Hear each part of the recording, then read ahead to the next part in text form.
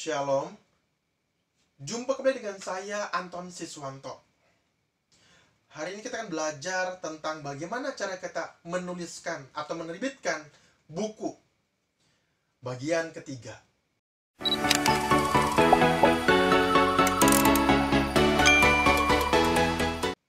Di dalam dua video yang sebelumnya saya sudah membagikan pengalaman saya bagaimana saya bisa menulis buku. Video pertama itu ada 3 poin. Yang pertama adalah tulislah bidang yang Anda kuasai. Yang kedua adalah tentukan spesifikasi buku Anda. Yang ketiga adalah tetapkan batas waktu untuk menulis dan menerbitkan buku tersebut. Di dalam video kedua saya membagikan 4 hal, yaitu yang pertama, carilah referensi sebanyak-banyaknya buku yang akan Anda pakai untuk menuliskan buku dengan tema yang sama.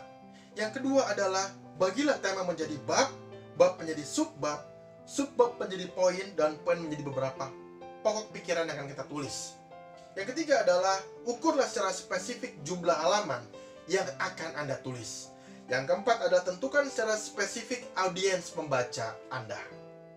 Masih ingat bukan pelajaran-pelajaran dari 2 video sebelumnya? Bagi yang belum nonton, nontonlah video pertama dan video kedua. Nah, pada kesempatan ini di dalam video ketiga, saya akan men-sharingkan beberapa hal untuk kita boleh semakin belajar bagaimana cara kita menulis buku. Yang pertama adalah mari kita membuat kerangka dari judul buku yang kita sudah tetapkan. Di dalam kita membuat sebuah buku, kita sudah menuliskan sebuah judul, maka buatlah kerangka besarnya. Ketika kita ingin menulis sebuah kerangka besar itu, kita harus melihat, yaitu yang pertama alasannya. Kenapa kita mau menulis buku tersebut? Saya akan berikan contoh. Misalnya kita menulis mengenai bagaimana caranya menghadapi pandemi COVID. Nah, jadi alasannya kita tahu bahwa sekarang ini di dunia ada pandemi COVID atau coronavirus. Maka kita ingin membuat sebuah buku cara kita mengatasi atau menghadapi virus corona ini. Alasannya jelas, bahwa sekarang sedang pandemik. Ini adalah sebuah hal yang sangat kontekstual. Yang menulis harusnya seorang dokter yang mengerti akan virus corona dan menangani atau juga bisa menyembuhkan atau bisa memberi arahan kepada orang yang sakit supaya dia bisa cepat sembuh, atau kepada orang yang sehat bagaimana cara mengatasi atau menghindari diri dari virus corona. Dan di dalam membuat kerangka juga mari kita memperhatikan permasalahannya. Yang kedua adalah permasalahannya. Nah, kita harus tahu latar belakangnya apa. Virus corona, di China pada tahun 2020 di bulan Januari ada orang yang kena, dan kemudian ini menyebar ke seluruh dunia. Kita tahu latar belakangnya, kita bisa ceritakan atau kita bisa tuliskan tentang permasalahan atau latar belakang yang ada, dan bagaimana virus itu telah menyebar, dan bagaimana karakteristik virus tersebut seperti apa. Kita juga bisa tulis tentang bagaimana atau negara-negara mana saja yang kena dampaknya, dan kemudian berapa kasus yang muncul dan sebagainya secara data statistik, dan kemudian kita bisa melihat permasalahan itu secara jelas dan mengupas dalam buku yang akan kita tulis. Dan berikutnya adalah di dalam membuat kerangka, perhatikan juga isi dari buku tersebut. Tadi kita sudah melihat alasannya, permasalahannya. Sekarang isi. Isinya adalah bagaimana cara kita terhindar dari virus corona. Kalau tadi bicara mengenai buku mengenai virus corona. Caranya adalah kita pergunakan masker. Caranya adalah jaga jarak atau social distancing. Caranya adalah stay at home di rumah dan lain sebagainya. Kita tuliskan secara lengkap, secara detail dari penelitian kita, dari pembelajaran kita mengenai coronavirus. Nah, ini adalah sebuah isi. Isinya kita harus memecah menjadi beberapa bagian sebisa kita, atau sesuai dengan apa kita sudah pelajari. Nah, dari isi inilah kita bisa melihat bahwa ini adalah sebuah buku yang layak dibaca dan mempunyai isi yang berbobot. Tentu saja di dalam membuat isi kita harus melakukan penelitian-penelitian dari internet, dari buku-buku, dan lain sebagainya.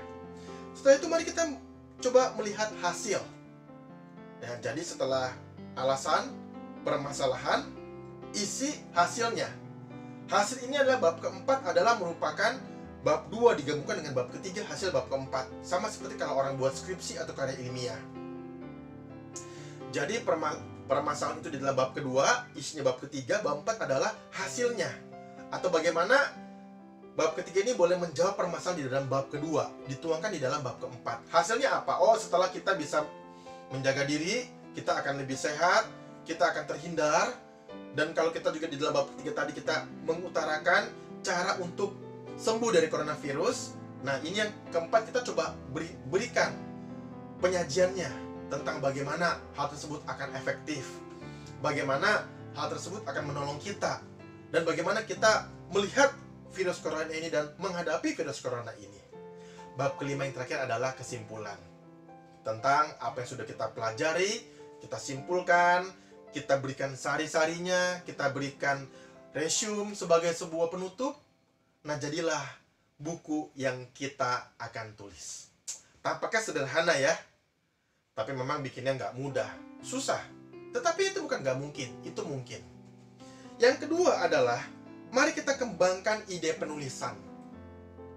Tadi kita sudah buat kerangka secara garis besar, bab 1, 2, 3, 4, 5. Tentu kita boleh memakai cara yang lain. Bisa memakai cara lain, nggak harus melalui cara ini. Tapi ini adalah cara yang akan memandu kita.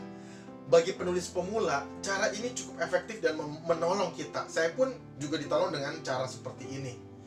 Setelah saya belajar menulis skripsi dengan pola seperti tadi saya sampaikan, saya mulai menulis buku dengan pola yang berbeda. Tapi cobalah dulu pola yang pertama ini. Nah, yang kedua adalah mari kita mengembangkan ide penulisan. Bagaimana cara kita mengembangkan ide penulisan? Caranya adalah dengan kita berusaha. Kita berusaha dengan keras, dengan belajar. Thomas Alva Edison pernah mengatakan, kesuksesan adalah 1% kecerdasan, tetapi 99% kerja keras. Jadi kita berusaha menulis dengan giat. Kalau salah kita hapus, kita tulis ulang kembali, kita save, kita bersabar dan sebagainya. Itu adalah cara untuk kita bisa mengembangkan ide penulisan. Yang berikutnya adalah kreatif. Manusia diberikan daya cipta. Otak kita ini begitu kreatif. Kita bisa melakukan sebuah usaha menemukan sesuatu. Manusia di zaman purba belum tahu ilmu telekomunikasi seperti handphone, internet, tapi itu bisa dibuat. Kita pun, Tuhan sudah kasih kita otak untuk kita boleh berpikir dengan daya kreatif kita. Berkreasilah, tulislah dengan imajinasi atau membayangkan. Kita bisa membayangkan bab-bab yang kita akan tulis, isinya seperti apa, hasilnya akan seperti apa. Kita sudah mulai membayangkan. Kalau kita punya waktu, kita membayangkan, kita berpikir dengan semua daya imajinasi kita. Yang berikutnya adalah jangan kita harus berpikir kita menulis sama dengan orang lain. Temukan cara menulis yang berbeda. Pakailah gaya kita sendiri. Be yourself. Nggak apa-apa kita tulis. Toh kita belajar menulis. Mari kita belajar dengan cara-cara yang disampaikan tadi. Yang berikutnya adalah kita memakai prinsip diberkati untuk menjadi berkat. Saya sudah membaca buku begitu banyak. Maka waktu saya menulis, saya ingin memberkati orang dengan ilmu yang sudah saya pelajari sekian tahun ini. Menjadi berkat bagi orang yang membaca buku saya.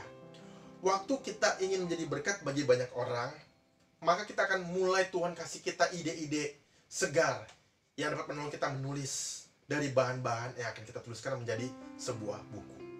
Dan yang ketiga adalah berdoa. Saya adalah orang percaya atau orang Kristen.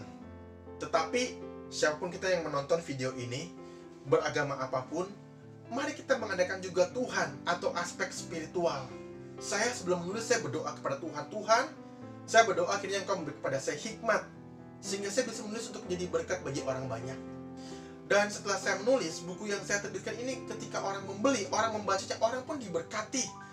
Bertambah ilmunya melalui buku yang saya terbitkan. Saya berdoa untuk hal itu. Saya rasa kalau kita menulis buku, tapi orang membeli, membaca, tapi kalau tidak menjadi berkat, untuk apa? Jadi suatu hal yang sia-sia, bukan? Kiranya melalui berbagai hal dari apa yang saya sampaikan dalam video yang ketiga ini, boleh menjadi berkat bagi setiap kita. Dan bagi kita yang mau memulai menulis, cobalah menulis. Jangan khawatir, tetap berjuang. Pasti kita akan bisa. Kiranya video pada saat ini boleh menjadi berkat bagi setiap kita. Jangan lupa untuk share video ini kepada teman, kepada saudara kita. Mungkin mereka membutuhkannya. Menjadi berkat pun bagi mereka. Dan berikan like, komen, dan subscribe untuk video ini. Terima kasih. Tuhan Yesus memberkati kita sekalian.